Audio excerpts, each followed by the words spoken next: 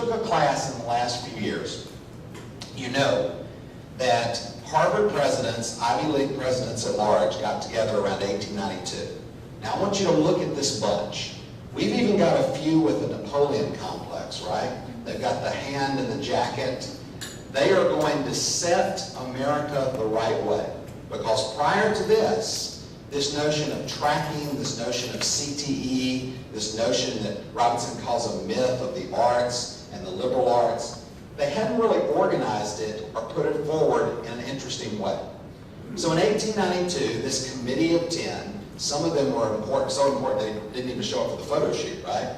But this committee of 10 got together and they created a document for a college and career-ready workforce. Now you may think, well, that doesn't make any sense because not a lot of people went to college during that. You're exactly right. What were they designing for? This, okay? So they got together and they said, if we organize classrooms in rows, then people will get used to rows and they will be more productive and effective, right? If we have somebody simply tell them what to do, then that will be similar to a foreman telling them what to do on the industrial line. Now in 1950, we would often see this in classrooms, right? And what would happen is you would have that classic sage on the stage instead of the guide on the side, right?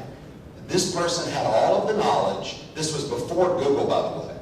They had all of the knowledge of their content. They could espouse it, and you were supposed to sit there and listen to it and then go be productive, right? Now here's the thing about 1950. If Rip Van Winkle went to sleep in this classroom and woke up today, do you know what Bob Marzano says in 2005? That 88% of classrooms that were randomly looked on looked like this. So they'd interview the teachers and they'd say, are you doing cooperative learning? Are you doing project-based learning? The teacher, oh yeah, we're doing that. But when Marzano looked in 1,500 classrooms across the United States, he saw this 88% of the time.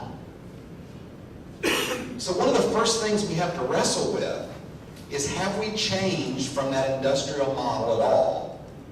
Research tells us that principals spend about 6% of their day actually on instructional leadership.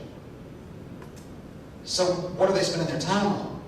Management, putting out fires, operations, because those are very natural and comfortable processes. Instructional change,